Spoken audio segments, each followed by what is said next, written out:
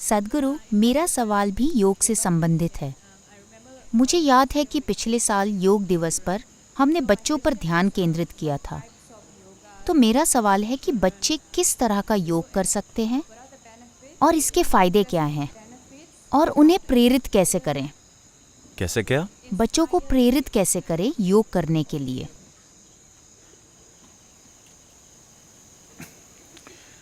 सिर्फ पिछले साल ही नहीं, इस योग दिवस पर भी हमारा फोकस बच्चों और देश के सिपाहियों पर है।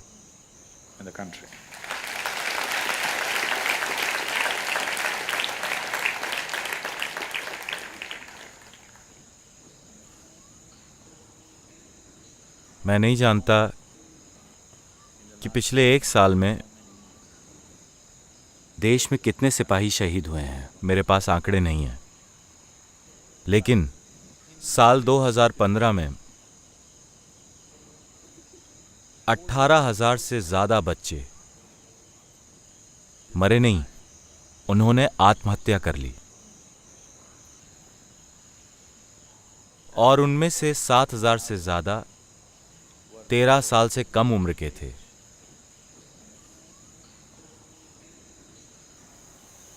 There is no greater disaster in a society when our children start committing suicide. एक समाज में इससे बड़ी आपदा नहीं हो सकती जब हमारे बच्चे आत्महत्या करने लगें। तो हम कोई बुनियादी गलती कर रहे हैं, कोई बहुत बुनियादी गलती। मैं नहीं जानता कि दूसरे देशों के आंकड़े ऐसे हैं या नहीं, लेकिन कुछ आंकड़े हैं।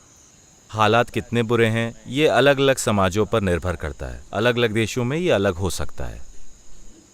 लेकिन In all these countries where they are striving, उन सभी देशों में जहां वो गरीबी से संपन्नता की ओर जाने की कोशिश कर रहे हैं, दुर्भाग्य से ऐसा हो रहा है। भारत में इसके होने का एक मुख्य कारण ये है कि भारत में 98 नंबर आने पर पास होते हैं। तो पिछले साल हमने बच्चों पर ध्यान केंद्रित किया था और मेरे विचार से हम देश के 35,000 स्कूलों तक पहुंचे थे। उन्हें एक आसान ठहरिए समस्या बहुत बड़ी है। इस देश में 35,000 स्कूल बस एक बूंद है। हमने उन्हें उपयोग सिखाया जिसे लोगों तक पहुंचाना बहुत आसान है। बच्चों के लिए ऐसी चीज महत्वपूर्ण है जिसे उन तक पहुंचाना आसान हो और जिसका अभ्यास करना आसान हो। एक चीज यह है कि सीखने वाले ज्यादा हैं, तो इसे बहुत सरल होना चाहिए। अगर ये योग की जटिल पद्धति हो, अगर ये योग का बहुत जटिल सिस्टम हो, तो हम उसे बहुत कम लोगों को दे पाएंगे, क्योंकि योग के एक बहुत जटिल सिस्टम को प्रदान करना जिससे रूपांतरण होगा, लेकिन अगर हम उसे ठीक से प्रदान ना करें तो ये बहुत नुकसान कर सकता है। ये काफी नुकसान पहुंचा सकता है। तो योग का सबसे आसान रूप जो उपयोग है, इसका मकसद है one thing is to bring a chemical balance in the child. एक चीज है बच्चे में रासायनिक संतुलन लाना। देखिए, आत्महत्याएं होने का बुनियादी कारण है उनकी भावनाएं। भावना की एक बड़ी लहर आती है और उस पर लगता है कि मर जाना बेहतर है। कई लोगों की जिंदगियों में कई बार उन्होंने इस तरह सोचा होगा, लेकिन वो पल गुजर गया, आपने कोई कदम नहीं उठाया। हाँ है ना? कई पल थे जब कोई चीज वाकई गलत हो गई और आप भावनात्मक रूप से परेशान थे। आपको ऐसा लगा मुझे खुद को मार देना चाहिए, पर आपने कुछ नहीं किया। वो पल गुजर गया, वो पल गुजर गया। उसके बाद आप बेशक जीना चाहते हैं, लेकिन दुर्भाग्य से कुछ लोगों में उस पल उनकी भावनाएं इतनी तीव्र हो गईं कि उन्होंने वाकई कदम उठा लिया और दुर्भाग्य से वो सफल भी रहे। आत्महत्या की कोशिश के आंकड़े कोई नहीं जानता। भारत में कोई भी किसी को नहीं बताएगा कि मैंने आत्महत्या की कोशिश की, क्योंकि हाल ही में इस कानून को खारिज किया गया या रद्द किया गया है, वरना भारत में आत्महत्या की कोशिश अपराध था। इसका मतलब था आपको 7 साल की जेल। मेरा ये कहना है कि किसी ने आत्महत्या की कोशिश की है मतलब उसको करुणा चाहिए, ना कि सज़ा। उसे स्नेह और देखभाल की ज़रूरत है, ना कि सज़ा की। लेकिन आत्महत्या की कोशिश पर 7 साल की जेल थी। सिर्फ अभी कुछ ही महीने पहले इसे हटाया गया है। तो बच्चों के मामले में ये कोई मजाक नहीं है, ये एक दुर्भाग्यपूर्ण असलियत है, बहुत दुर्भाग्यपूर्ण हकीकत। That little children who must be bubbling with life, think of taking away their own life is unimaginable, isn't it? जिन बच्चों में जीवन का उत्साह उमड़ना चाहिए, ये कल्पना से परे है कि वो अपना जीवन खत्म करने की सोचेंगे, है ना? तो सबसे महत्वपूर्ण चीज़ ये होनी चाहिए कि हमें अपनी शिक्षा प्रणाली को सुधारना और फिर से बनाना होगा। लेकिन ये एक दिन का काम नहीं है, इसके लिए समर्पित लोग चाहिए। एक नया सिस्टम लाने से ये काम नहीं होगा। The people who conduct the system must have love for what they're doing. जो लोग शिक्षा देते हैं उनको अपने काम से प्रेम होना चाहिए। पढ़ाना या बच्चों को संभालना, इसे पेशेवर तरीके से नहीं किया जा सकता और किया भी नहीं जाना चाहिए। एक शिक्षक, डॉक्टर, गुरु जो आध्यात्मिक प्रक्रिया लोगों तक पहुंचाता है, वो जो कर रहे हैं उसे उन्हें प्रतिबद्धता, समर्पण और अपने आसपास के लोगों के प्रति प्रेम की वजह से करना चाहिए। ये पेशेवर तरीके से नहीं किया जा सकता। लेकिन लाखों टीचर हैं, उन्हें उस अवस्था में कैसे लाया जाए, ये काफ़ी दूर का लक्ष्य है। तो आसान चीज़ हम ये कर सकते हैं कि बच्चों को शिक्षकों और सिस्टम को झेल पाने के काबिल बना दें।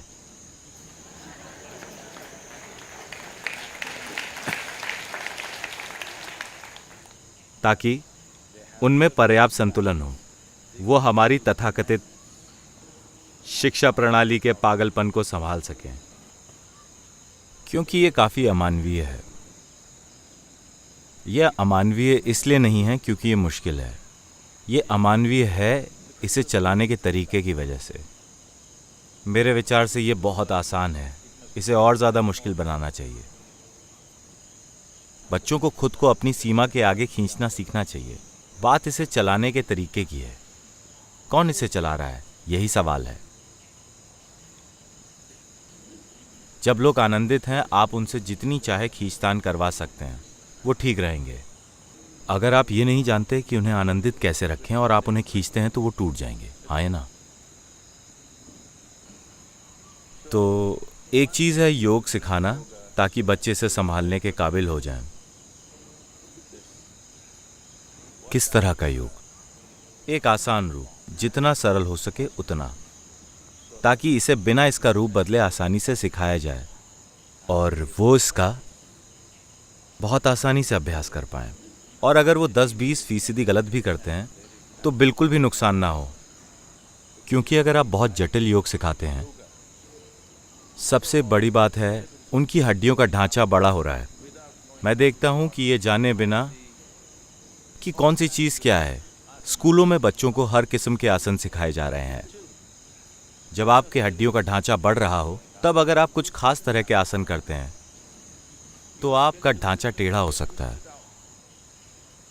तो 14 साल के होने तक आपको योग के कुछ पहलुओं को नहीं करना चाहिए, क्योंकि वो बड़ों के लिए बने हैं। कुछ योग अभ्यास हैं जो छोटी लड़कियों को उनकी शारीरिक प्रकृति की वजह से नहीं करने चाहिए। लेकिन इन चीज़ों का ध्यान रखे बिना एक सी चीज़ें सभी को सिखाई जा रही हैं। तो ये एक बहुत सावधानी से संतुलित की गई योग पद्धति है जो बच्चे के शारीरिक और मानसिक विकास में सहायता करती है। सबसे बढ़कर It is focused towards bringing a certain level of emotional balance. ये भावनात्मक संतुलन का एक खास स्तर लाने पर केंद्रित है। ये न सिर्फ आत्महत्या की आपदा से बचाएगा, मेरा यकीन कीजिए, ज़्यादातर लोगों में जो भी बुद्धिमानी होती है, उनमें जो भी काबिलियत होती है, उनमें जो भी क्षमताएं होती हैं,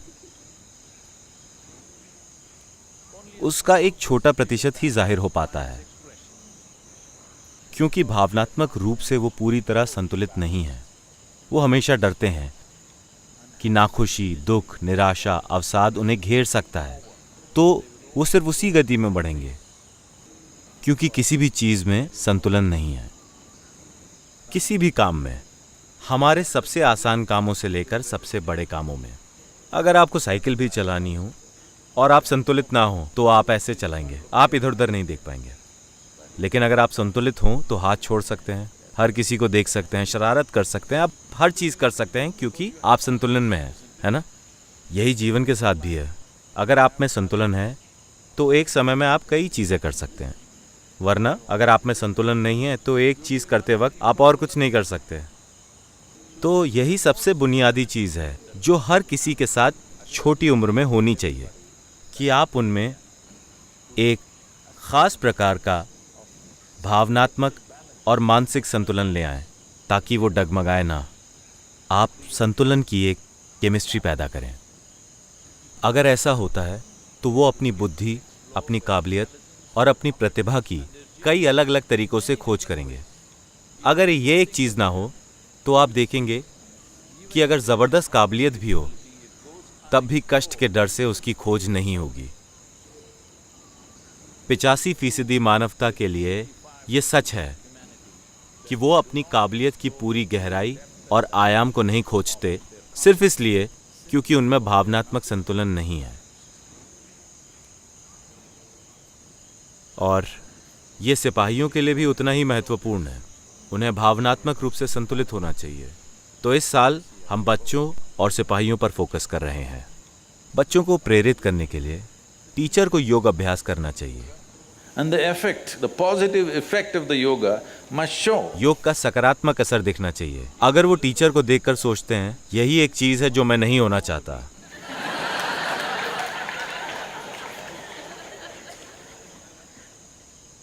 नहीं, इसे प्रेरणा नहीं कहते हैं। मैं यहाँ संस्कृति स्कूल और ईशा होम स्कूल दोनों में ये होते देख रहा हूँ कि हर साल कुछ बच्चे स्कूल वापस आना चाहते हैं। पढ़ाई खत्म करने के बाद वो टीचर की तरह काम करना चाहते हैं। इसका मतलब है कि टीचर यकीनन प्रेरित कर रहे हैं।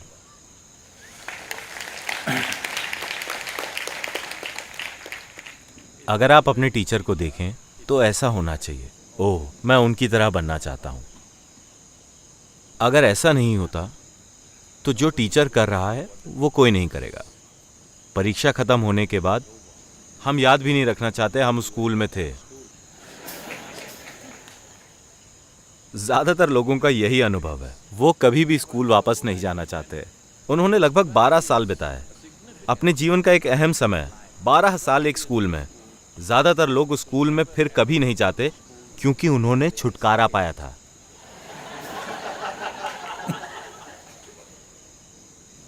इसे ऐसा नहीं होना चाहिए। ये वो जगह है जहां आप बड़े हुए। आपको हमेशा वापस जाने की इच्छा होनी चाहिए और देखना चाहिए कि आप कैसे योगदान कर सकते हैं, आप कैसे कुछ कर सकते हैं। अगर वहाँ से प्रेरणा मिली है, अगर वहाँ यातना मिली है तो आप यकीनन वापस नहीं जाना चाहेंगे।